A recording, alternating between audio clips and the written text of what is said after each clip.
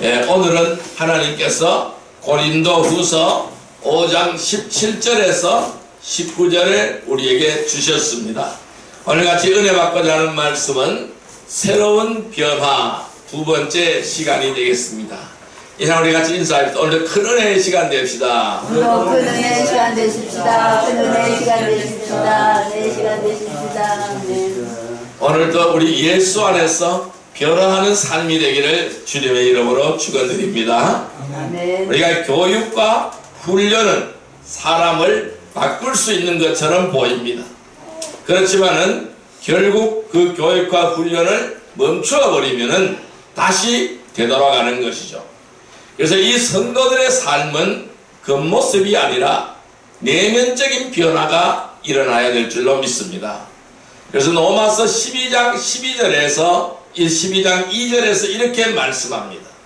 너희는 이 세대를 본받지 말고 오직 마음을 새롭게 함으로 변화를 받아 하나님의 선하시고 기뻐하시고 온전하신 뜻이 무엇인지 분별하도록 하라 라고 하나님은 말씀하셨습니다.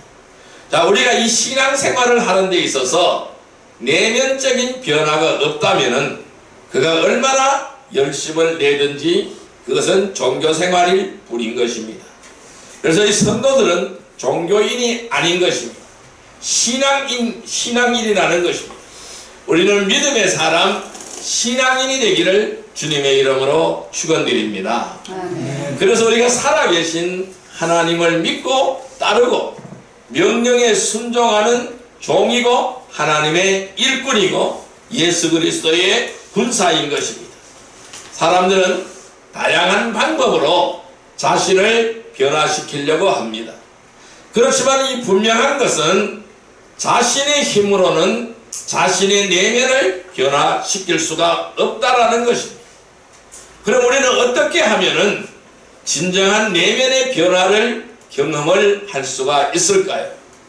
참되고 진정한 변화는 예수님을 만남으로부터 시작이 되는 것입니다. 우리가 예수님을 만남으로부터 나의 참된 변화가 시작이 되는 것입니다. 왜 그럴까요? 오늘 본문에 분명히 말씀하고 있어요. 예수 안에 있는 사람은 누구를 막론하고 새로운 피조물인 것입니다. 본질적으로 새롭게 태어난 사람들이라는 것입니다. 과거의 이력이나 과거의 전력이나 또는 죄의 경증은 전혀 문제가 되지 않는다라는 것이죠. 하나님을 묻지 않으십니다. 과거에 예수님 만나기 전에 어떤 삶을 살았든지 어떤 죄를 지었든지 하나님은 묻지 않으십니다. 그래서 이것은 전혀 문제가 되지 않습니다. 그리스도는 하나님께로부터 오셔서 우리에게 지혜와 의로움과 구속함이 되셨습니다. 또 그분 안에 있는 자마다 하나님의 구원에 참여하게 되는 것입니다. 그래서 주 안에 있는 자들에게 있어서 이전 것은 모두 지나가 버렸습니다. 그래서 오늘 본문이 이렇게 말씀합니다. 이전 것은 지나갔으니 보라 새 것이 되었도다. 한번 따라해 볼까요? 이전 것은 지나갔으니 보라 새 것이 되었도다. 보라 새 것이 되었도다. 네, 이전 것은 지나가 버렸다고 말씀하고 있어요. 새 것이 되었다고 말씀하고 있어요. 그럼 무엇이 지나갔을까요? 옛 사람이 지나갔어요. 옛 생활이 지나갔어요. 나의 불명예스러운 전력들이 지나갔어요. 나의 죄악들이 다 지나가 버렸습니다. 모두 지나갔습니다. 완전한 새 사람이 되었다라는 것입니다. 그래서 우리 성도들은 옛 생활로 돌아가거나 또는 옛 생활에 얽매이거나 또는 세상과 짝하는 것과 같은 어리석음을 멀리하도록 우리는 힘을 써야 될 줄로 믿습니다. 이런 것들은 다 지나가 버린 거예요. 그래서 옛 생활로 돌아가면 안 되는 거예요. 옛 생활에 얽매이면 안 되는 거예요. 세상과 짝하면 안 되는 거예요. 왜? 우리는 거기서 다 벗어난 사람들이에요. 다 지나간 사람들이에요. 그래서 우리는 새로운 피조물입니다. 하나님께서 새로 창조하신 작품이라는 것입니다. 그래서 우리는 이러한 어리석음을 멀리하도록 힘쓰기를 주님의 이름으로 축원드립니다. 자, 그렇다면 이 새로운 변화는 어떻게 하면 일어나게 될까요? 새로운 변화는 주님을 만남으로부터 시작이 된다고 말씀드렸어요. 주님을 만남으로부터 시작이 됩니다. 따라할까요? 주님을 만남으로부터 시작된다. 주님을 만남으로부터 시작된다. 자, 새로운 변화의 시작 두 번째 요소는요, 말씀이 들어오면서부터 일어납니다. 따라할까요? 말씀이 들어오면서부터 일어난다. 예, 말씀이 들어오면서부터 변화가 시작이 되는 것입니다. 또 세 번째 요소는요, 마음이 바뀔 때 나타나게 되는 것입니다. 따라할까요? 마음이 바뀔 때 나타난다.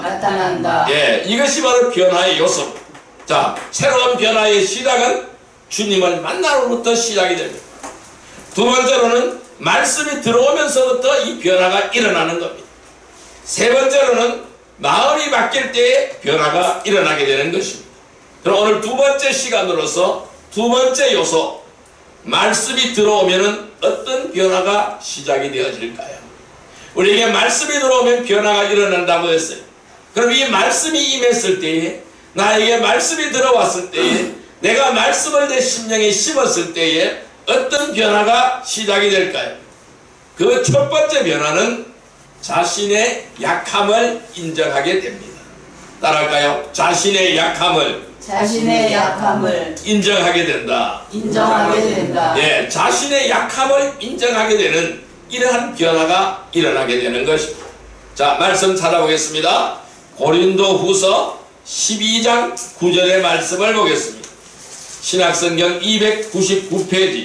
299페이지 고린도 후서 12장 9절의 말씀 같이 읽습니다.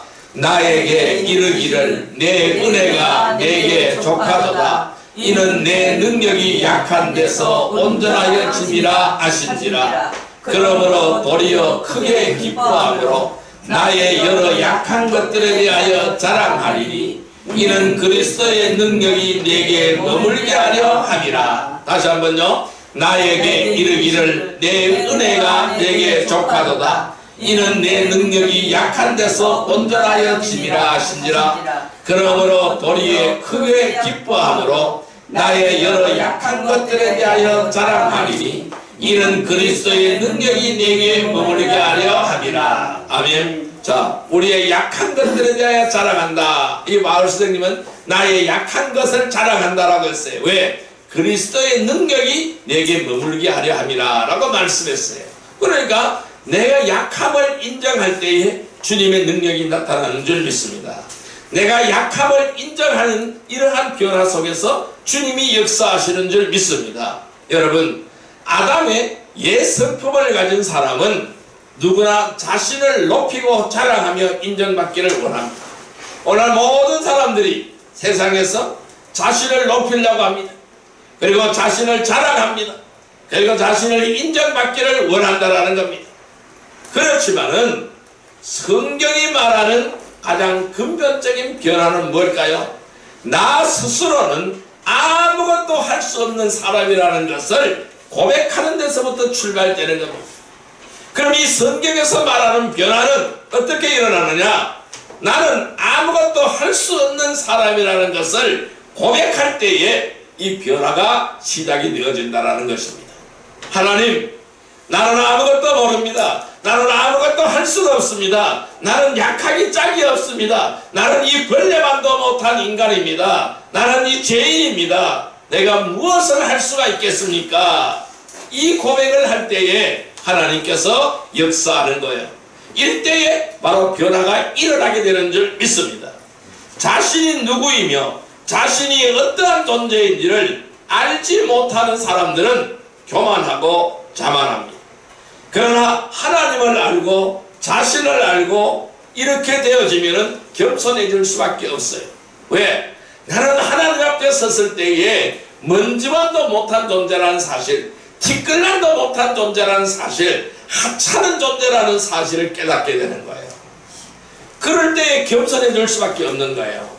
내가 하나님 앞에서 낮아지고 내 자아를 포기하고 겸손해질 때에 변화의 역사가 일어난다는 말씀입니다. 여러분, 우리가 육신적으로 보면은 사도 바울과 같은 사람도 많지 않을 것입니다.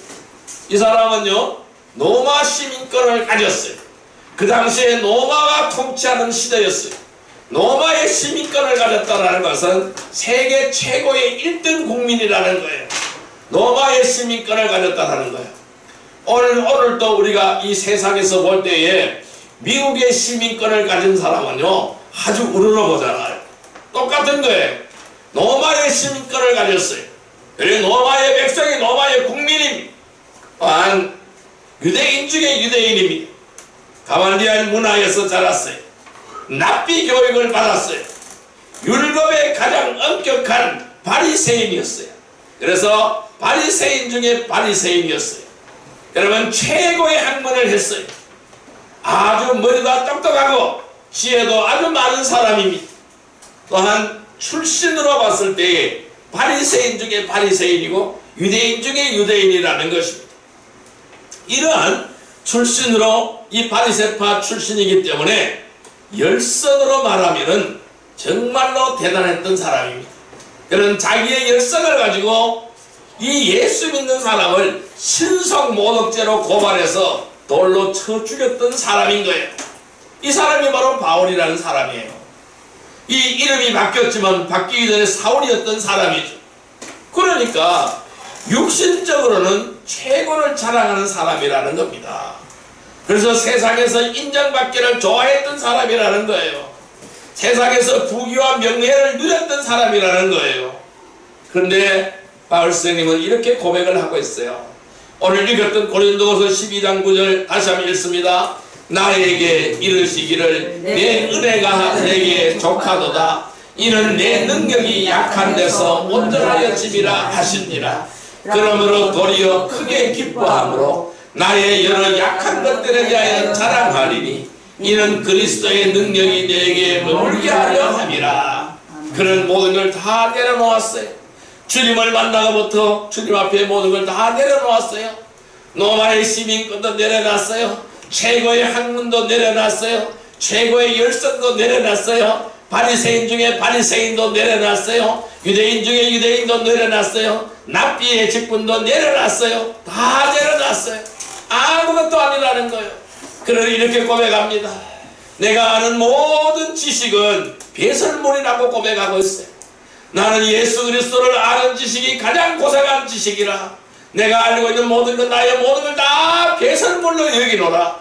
오직 내 몸에서 예수 그리스도만 존귀하게 되기를 원하노라. 그는 이러한 고백을 하는 거예요. 그래서 나의 전과 욕심을 다 십자가에 못 박아버리고 나는 날마다 죽노라. 이렇게 말씀하고 있는 거예요. 오늘 이 바울의 고백이 오늘 우리의 고백이 되기를 주님의 이름으로 축원드립니다. 그래서 바울은 고린도후서 12장 9절에 이렇게 말씀합니다. 나는 약한 존재라는 것, 나는 약한 존재라는 것, 하나님이 내게 주신 내 은혜가 족하다라는 것. 그래서 나는 더 이상 욕심이 없다라는 거예요. 나는 약한 것들을 자랑할 수밖에 없다라는 거예요. 왜? 내가 약하기 때문에 나에게 그리스도의 능력이 머물러 있다라는 겁니다. 그래서 나는 새로운 삶을 살 수 있던 동기가 여기에 있다라는 것입니다. 바울은 내가 약할 때에 하나님께서 강해지기 때문이라 고백하고 있어요. 내가 약할 때 강해지는 역사가 나타나는 줄 믿습니다. 우리는 하나님을 알게 되면 알수록 자신의 연약함을 깨닫게 되는 거예요. 그래서 고린도전서 1장 25절에 이렇게 말씀하고 있어요. 하나님의 어리석음이 사람보다 지혜롭고 하나님의 약하심이 사람보다 강하니라. 하나님의 어리석음이 사람보다 지혜롭다라는 거예요. 하나님의 약하심이 사람보다 강하다라는 거예요. 여러분, 주님은 이렇게 말씀하고 있어요. 나를 떠나서는 너희가 아무것도 할 수 없다고 주님은 말씀하셨습니다. 요한복음 15장 5절의 말씀을 같이 한번 보겠습니다.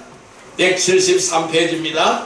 신약성경 173페이지 요한복음 15장 5절의 말씀입니다. 요한복음 15장 5절의 말씀 173페이지입니다. 같이 읽습니다. 나는 포도나무요 너희는 가지라. 그가 내 안에 내가 그 안에 거하면 사람이 열매를 많이 맺나니 나를 떠나서는 너희가 아무것도 할 수 없음이라. 나를 떠나서는 너희가 아무것도 할 수 없습니다. 나를 떠나서는 너희가 아무것도 할 수 없습니다. 우리는 주님께 꼭 붙어 있어야 열매 맺는 줄 믿습니다. 여러분, 우리가 자신의 약함을 인정하고 주님께 간구하지 않는 사람은 내면적인 변화가 일어나지 않는다라는 거예요. 우리는 말씀 안에서 자신의 약함을 인정하기를 바랍니다. 나는 한없이 약한 존재라는 사실을 인정하시기를 바랍니다. 그리고 주님께 강함을 달라고 간구하는 성도들이 되기를 주님의 이름으로 축원드립니다. 여러분, 말씀 안에서 자신의 약함을 인정하고 주님의 은혜로 강해지세요. 그리고 새로운 변화를 이루어 가시기를 바랍니다. 그래서 영광스러운 새로운 피조물의 삶을 살아가는 복된 성도들이 되기를 주님의 이름으로 축원드립니다. 우리가 말씀 안에서 어떤 변화가 일어날까요? 두 번째 변화는요, 믿음이 깊이 뿌리를 내리게 됩니다. 따라할까요? 믿음이 깊이 뿌리를 내린다. 깊이 뿌리를 내린다. 네, 믿음이 깊이 뿌리를 내리는 이러한 변화의 역사가 나타나게 되는 것입니다. 자, 고린도전서 15장 58절의 말씀을 보겠습니다. 신약성경 284페이지 고린도전서 15장 58절 말씀 284페이지입니다. 284페이지 같이 읽습니다. 그러므로 내 사랑하는 형제들아, 견실하며 흔들리지 말고 항상 주의 일에 더욱 힘쓰는 자들이 되라. 이는 너희 수고가 주 안에서 헛되지 않은 줄 알미라. 다시 한번요. 그러므로 내 사랑하는 형제들아, 견실하며 흔들리지 말고 항상 주의 일에 더욱 힘쓰는 자들이 되라. 이는 너희 수고가 주 안에서 헛되지 않은 줄 압니다. 여러분, 이 변화는요, 세상 속에서 변하지 않는 유일한 것이 있다면 그것은 바로 하나님의 말씀의 기준입니다. 이 말씀은 절대로 변하지 않습니다. 이 세상에서 영원히 변하지 않는 것은 하나님의 말씀인 거예요. 그래서 이 말씀이 기준이 되는 것입니다. 자신의 믿음이 견고해지기 위해서는 어떻게 되어야 될까요? 말씀에 깊이 뿌리를 내려야 한다는 것이죠. 하나님의 말씀이 아닌 어떤 사람이나 특정한 조직의 근거를 두고 있다면 언제든 변하거나 흔들릴 수밖에 없어요. 자, 이 말씀이 아니고 어떤 사람에게 기준을 두고 특정한 조직의 근거를 두고 있다면 언제든 변화되는 거예요.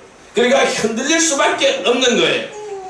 그렇지만은 영원히 변하지 않는 말씀을 붙들고 있을 때에 흔들리지 않는다라는 겁니다. 아무리 바람이 세차게 불어도 뿌리가 깊은 나무는 흔들려지지 않습니다.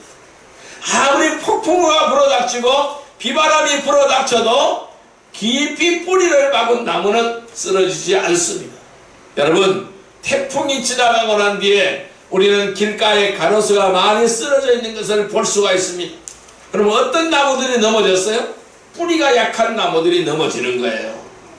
그래서 우리가 영원히 변하지 않는 이 말씀을 붙잡고 있을 때에, 말씀에 깊이 뿌리를 내리고 있을 때에 절대로 나 자신은 흔들리지 않는다라는 것입니다.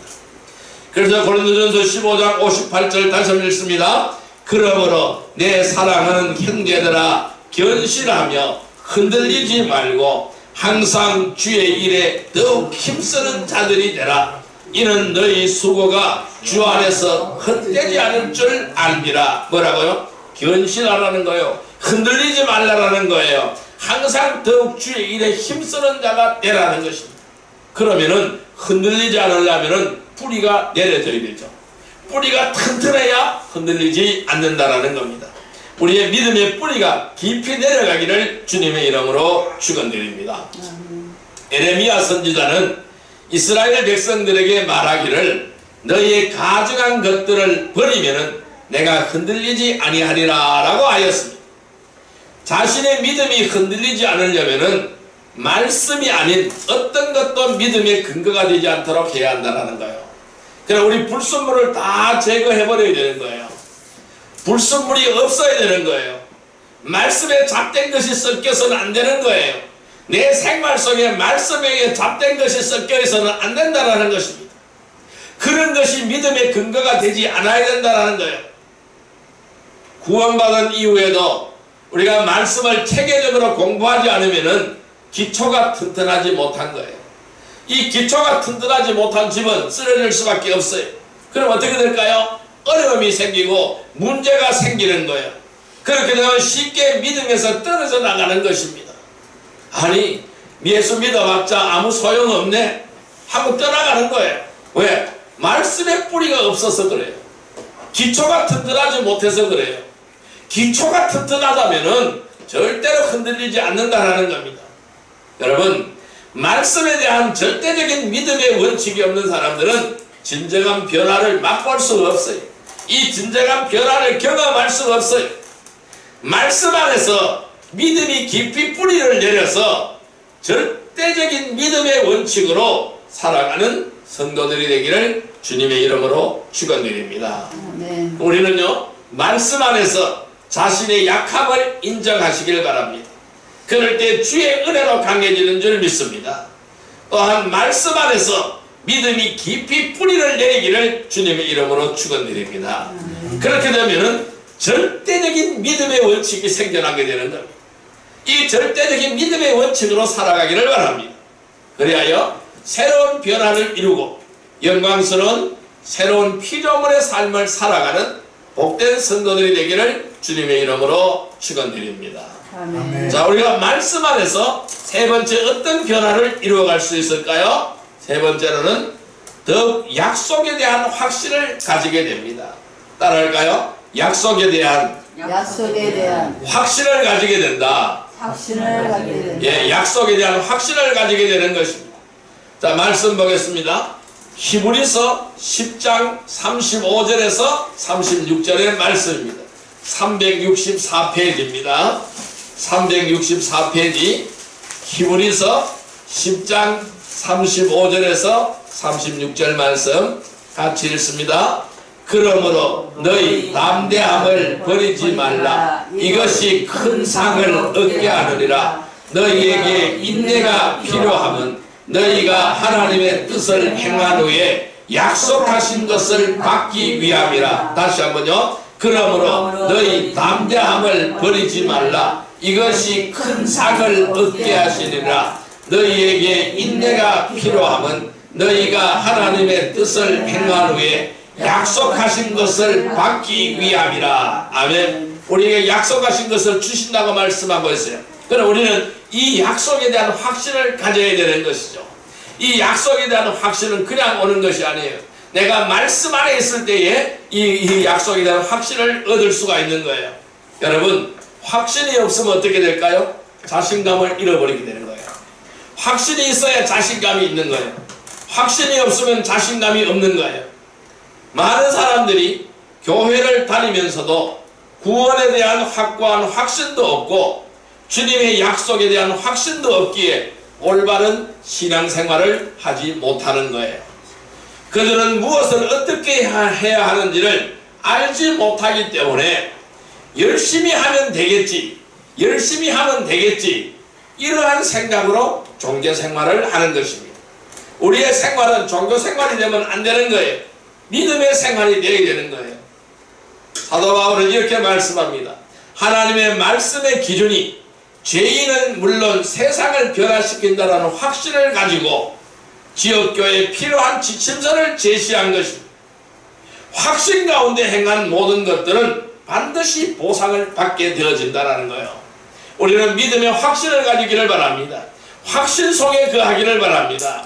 하나님이 나와 함께 한다는 확신 속에 거하시기를 바랍니다. 주님이 나를 인도하신다는 확신 속에 거하시기를 바랍니다. 나는 하나님의 자녀라는 확신 속에 거하시기를 바랍니다. 나는 천국 백성이라는 구원의 백성이라는 확신 속에 거하시기를 주님의 이름으로 축원드립니다. 자, 히브리서 10장 35절 3 다시 한번 읽습니다. 그러므로 너희 담대함을 버리지 말라. 자, 여기까지요. 담대함을 버리지 말라 그랬어요. 담대한 확신을 가지기를 바랍니다. 그 다음에 같이 읽습니다. 이것이 큰 상을 얻게 하느니라. 자, 이 담대함 때문에 큰 상을 얻는다라고 말씀하고 있어요. 담대함 때문에 큰 상을 얻는다라는 거예요. 자, 그 다음에요. 같이 읽습니다. 너희에게 인내가 필요함은, 그 다음 뭐라고? 인내하라고 말씀하고 있어요. 그럼 확신 가운데 인내하라는 거예요. 담대함으로 인내하라는 거예요. 자, 그 다음에 계속 읽습니다. 하나님의 뜻을 행한 후에 약속하신 것을 받기 위함이라. 그러면 확신 속에서 뭘 해야 돼요? 하나님의 뜻을 행해야 되는 거예요. 자, 이럴 때에 약속한 것을 얻는다라는 거예요. 그럼 우리는 이 약속에 대한 확신을 가지고, 이 약속은 분명히 이루어진다는 확신을 가지고 살아가는 복된 성도들이 되기를 바랍니다. 그래서 성도들은 무엇을 하든 하나님의 말씀을 근거로 해서 행해야 됩니다. 그리고 확실한 약속에 대한 소망 가운데 살아가기를 주님의 이름으로 축원드립니다. 여러분, 하나님의 말씀만이 우리에게 절대적인 확신을 줄 수가 있어요. 이 말씀만이 나에게 절대적인 확신을 줄 수가 있는 겁니다. 그래서 우리는 말씀 안에서 그분을 믿음으로 담대함과 확신을 가지고 나아가는 복된 성도들이 되시기를 바랍니다. 그래서 우리는 이 말씀 안에서 자신의 약함을 인정하고 주의 은혜로 강해지고, 또 믿음이 깊이 뿌리를 내리면서 절대적인 믿음의 원칙으로 살아가고, 또 그분을 믿음으로써 약속에 대한 확신을 가지고 새로운 변화를 이루어서 영광스러운 새로운 피조물의 삶을 살아가는 복된 성도들이 되기를 주님의 이름으로 축원드립니다. 자, 이제 말씀을 정리하여 보겠습니다. 자, 그럼 우리는 어떻게 새로운 변화를 이루어가야 할까요? 그럼 새로운 변화를 이루어가려면 우리는 어떻게 하여야 할까요? 주님을 만난 모든 사람들이 변화를 가져오는 것은 아닙니다.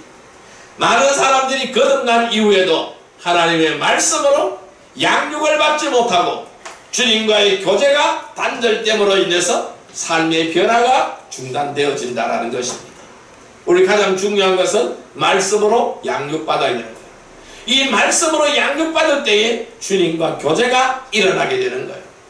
그래서 이 구원받은 사람들에게 말씀이 들어오게 되면 무엇이 생겨날까요? 믿음이 생겨나게 되는 것입니다. 그래서 로마서 10장 17절에 이렇게 말씀합니다.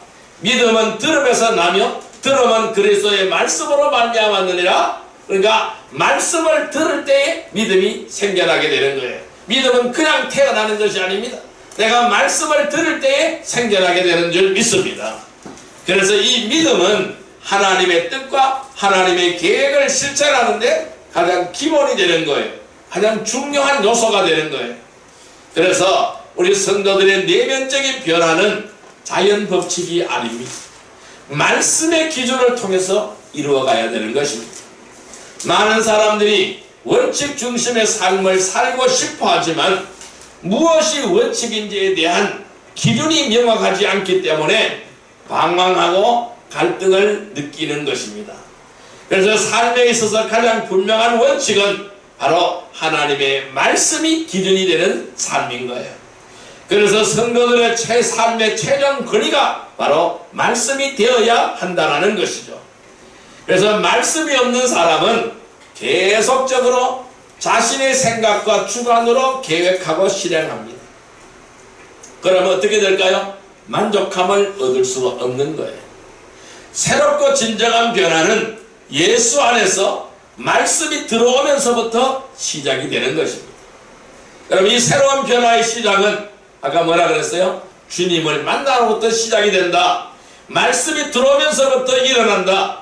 마음이 바뀔 때 나타난다고 말씀드렸어요. 그럼 우리 말씀이 들어오면 일어나는 변화는 자신의 약함을 인정하게 되고 믿음이 깊이 뿌리를 내리게 되고 더욱 약속에 대한 확신을 가지게 되는 것입니다. 여러분, 말씀 안에서 서시 깊이 쓰기를 바랍니다. 그래서 자신의 약함을 인정하고 주의 은혜로 강해지는 성도가 되기를 바랍니다. 믿음이 깊이 뿌리를 내리면서 절대적인 믿음의 원칙으로 살아가기를 바랍니다. 또한 그분을 믿음으로 약속에 대한 확신을 가지기를 주님의 이름으로 축원드립니다. 그리하여 새로운 변화를 이루고 영광스러운 새로운 피조물의 삶을 살아가는 축복의 성도들이 다 되기를 주님의 이름으로 축복합니다. 기도드리겠습니다. 만왕의 왕이시여 만주의 주가 되시는 사랑과 은혜의 아버지 하나님 감사합니다. 믿음이 없는 사람은 계속해서 자신의 생각과 주관으로 계획하고 실행하지만은 결코 만족함을 얻을 수 없습니다. 그러나 새롭고 진정한 변화는 예수 안에서 일어나는 줄 믿습니다. 우리가 예수 안에서 주님을 만나고 또 말씀 안에서 자신의 약함을 인정하고 주의 은혜로 강해지고 믿음이 깊이 뿌리를 내리면서 절대적인 믿음의 원칙으로 그분을 믿음으로 약속에 대한 확신을 가지고 새로운 변화를 이루어가게 하여 주옵소서. 그래야 영광스러운 새로운 피조물의 삶을 살아가는 축복의 성도들이 다 되게 하여 주옵소서. 예수님의 이름으로 감사하며 기도드리옵나이다. 아멘.